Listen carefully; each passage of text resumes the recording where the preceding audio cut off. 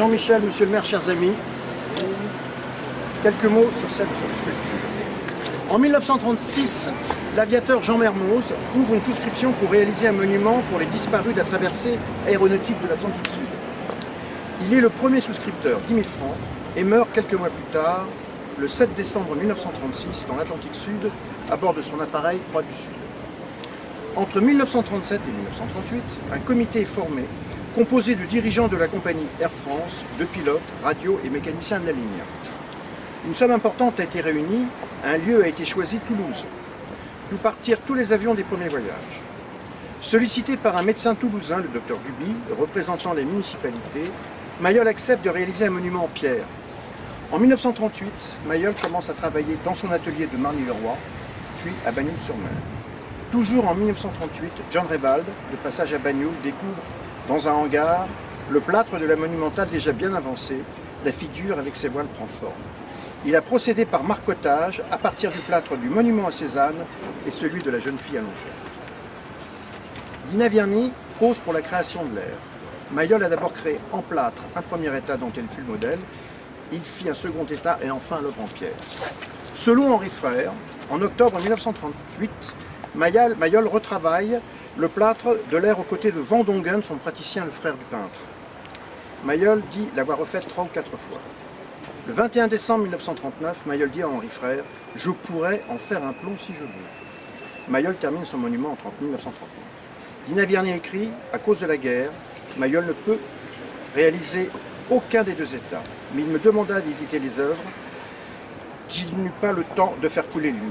La guerre éclate après des tergiversations incessantes de la municipalité. Le projet semble abandonné, les fonds collectés disparus. C'est une aventure, hein, c'est ça. En 1942, les fonds sont retrouvés et le comité choisit son emplacement, la Grande Allée Frédéric Mistral. En mars 1942, personne ne venant chercher la sculpture, c'est Mayol lui-même qui l'a fait expédier à Toulouse. Le feuilleton n'est pas fini. Nouvelle tergiversation sur l'emplacement, allée Lafayette, place Jean Jaurès, rien n'est décidé. Le monument est endommagé et enfermé dans un hangar sombre. Ce n'est qu'en 1948 que l'air est installé dans le jardin royal. Le plâtre originel de l'air a été fondu pour la première fois en plomb en 1957. En 1965, un exemplaire en plomb et 17 autres sculptures sont installées dans les jardins des Tuileries grâce à l'entente et la collaboration entre Dina Vierny et André Malraux, alors ministre de la Culture. En 1989, l'aire de Toulouse, restaurée sous le contrôle de Dina Vierny, est accueillie au musée des abattoirs, puis elle disparaît après quelques temps dans un entrepôt des réserves de ce musée. De juin 2005 à 2010, le monument est scandaleusement entreposé dans un garde-meuble chez M. Bovy, dans la banlieue de Toulouse. Enfin, le 20 décembre 2018, l'air est placé dans la cour du château Petit Épinay-Rénal, faisant face au champ d'aviation d'où décollèrent les aviateurs de la ligne. J'arrive à ma dernière page. Voilà, on ne peut pas venir. Ah, voilà. Alors, que d'aventures et d'épreuves pour cette œuvre magistrale qu'admirait tant Henri Moore et qui aujourd'hui a trouvé sa place à Bagnoul.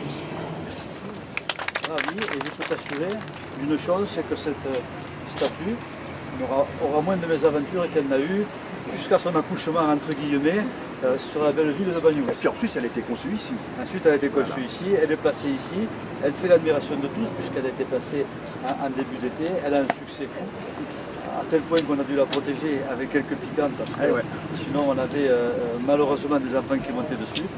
Mais elle est magnifique dans son emplacement, face à la mer, avec la mer en dos, les photos sont extraordinaires. Il y en a même qui arrivent à lui faire tenir des bateaux entre ses doigts. C'est difficile de parler à la place des autres, mais je suis sûr et certain que si Mayol avait été là, je pense qu'il aurait beaucoup apprécié qu'on puisse mettre et remettre ses œuvres dans sa ville natale, au bord de sa Méditerranée, qu'il a tant aimé. Et maintenant, nous pouvons nous enorgueillir d'avoir 3 œuvres majeures de Mayol sur ce promenoir. C'est peut-être pas fini. C'est peut-être pas fini. Ce que j'allais dire, parce que on a remarqué mon prédécesseur en avait mis une, et là en a appelé une autre, qui en a appelé une autre. Donc on a l'impression que ces œuvres de Mayol, elles ont un peu retrouvé la parole, ou en tout cas le sens de la communication, mais quelque part elles se tirent par la main. Et donc c'est un souhait, bien sûr, que je fais de pouvoir continuer à mettre Mayol en vue dans sa ville. On était monté au Salon des Maires avec Olivier qui est par là, et on avait été voir le jardin des Tuileries. J'aurais voulu leur montrer absolument, et bon, on était partis émerveillés et un peu frustrés quand même. On se disait quand même, il faut que ce soit les Parisiens qui fassent un musée à ciel ouvert, qui est ouvert à tous, certainement des plus grands sculpteurs, en tout cas celui qui a amené la sculpture moderne et contemporaine, et que nous à Bagnols ne soyons pas capables de faire ça. Et c'est un peu cette volonté que nous avons. On s'enorgueille maintenant d'avoir cette œuvre de Mayol en vue directe du public, et je trouve que c'est d'abord une façon de lui rendre hommage. C'est une façon d'embellir notre ville, ne l'oublions pas, parce que la ville, ce front de mer il est magnifique, mais ses œuvres y amènent beaucoup le plus, l'élégance, la qualité, l'aspect culturel à ce front de mer. Et c'est aussi pour nous une façon, bien entendu, de lui rendre hommage et de rendre notre ville beaucoup plus attractive. Voilà. Donc, l'une après l'autre. Surtout, je tiens à te féliciter parce que c'est ton initiative. Je voulais vous annoncer une petite nouvelle, c'est une confidence. Il n'y a pas de presse avec nous. Ah non. Ah là, je ne peux pas la faire. C'est trop confidentiel. Non, si je peux vous dire, Emmanuel Errand, qui est en charge du Jardin des Tuileries, va un petit peu transformer ce qu'en ont fait les paysagistes, parce qu'on avait oublié de leur dire qu'il y avait des sculptures, donc Dina a rattrapé je dirais, ce manque comme elle pouvait. Donc on va les replacer. Et on va, en accord avec les paysagistes, redessiner un petit peu, donc ce serait moins labyrinthique. Voilà. Alors, donc pour revenir à Bagnols, parce que les jardins des Tuileries sont très importants, mais Bagnols pour nous c'est... Quand je peux vous demander quelque chose, c'est sous donner une confidence, c'est du off. Parce que ça mettrait dans l'embarras vis-à-vis d'Emmanuel. Je confirme sur le fond de mer à Bagnols. Fais cette confiance, ça avec respect. Et ce que je voulais dire aussi, c'est que, et je le dis publiquement parce que je tiens absolument à ce que ce soit notifié, écrit et retransmis, on a un fort partenariat avec la Fondation, un fort partenariat entre la ville de Bagnols et la Fondation, mais au-delà de ça, les partenariats fonctionnent, c'est toujours une affaire d'hommes ou de femmes, les partenariats. Des gens qui s'entendent, qui ont les mêmes buts et qui ont les mêmes envies. Et très franchement, moi, Olivier Lorquin, on se connaissait sans plus, et on a appris à se connaître dans ces quelques années. Et à s'aimer. Et à s'aimer, et à beaucoup de sympathie, avec des objectifs communs qu'on partage. Et je disais, une œuvre en appelle une autre. Sache Olivier qu'on ne manquera pas de te solliciter dans les quelques mois qui vont arriver, parce que tu sais que maintenant il y a encore quelques échéances dont on ne va pas mettre la sculpture ou l'œuvre ou l'art dans ce débat-là. Par contre, on ne manquera pas de te solliciter. Tu sais que moi, je suis très attiré par les trois. Eh ben c'est jouable.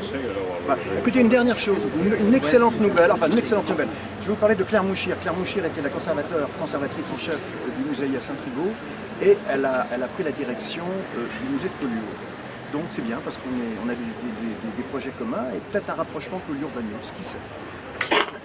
Voilà. En tout cas, Bagnols, c'est aussi l'amitié entre la Fondation et la ville pour un travail qui, j'espère, va durer beaucoup d'années parce que la sculpture, l'art, c'est aussi un levier économique.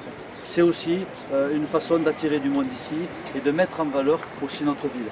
Donc il y a bien sûr l'aspect artistique, la reconnaissance Mayol, notre patrimoine, parce que Mayol fait partie de notre patrimoine, à nous les Bagnolins, mais derrière la culture, il y a aussi un levier économique qui n'est pas négligé. Comme on travaille sur la biodiversité avec le laboratoire Arago, on a la chance d'avoir Mayol ici, donc il faut, entre guillemets, avec beaucoup de sympathie, en profiter et continuer à honorer ce grand sculpteur. Merci. Je voulais rendre hommage également à monsieur Yvon Bertin Mayol, qui œuvre beaucoup pour la reconnaissance et la défense de Mayol à Bagnols. Et moi, je ne fais que reprendre le travail de ma mère. Voilà. Yvon, c'est vrai. Yvon, c'est un ami, on se connaît, on a eu quelques joutes mais ça, c'est bien, dans une autre vie, mais c'est toujours le fait des gens de caractère, mais avec beaucoup d'amitié, beaucoup de respect. Et Yvon, c'est un passionné de Mayol, des fois un peu trop, vous le savez, des fois il s'emporte et des fois il est un peu excessif, moi aussi, mais bon, on arrive à toujours... Mais il ressemble beaucoup, excuse-moi de t'interrompre, beaucoup à Gaspard. Tu as plus la tronche de Gaspard que d'Aristide, toi. Oui, mais Gaspard ressemblait à Aristide.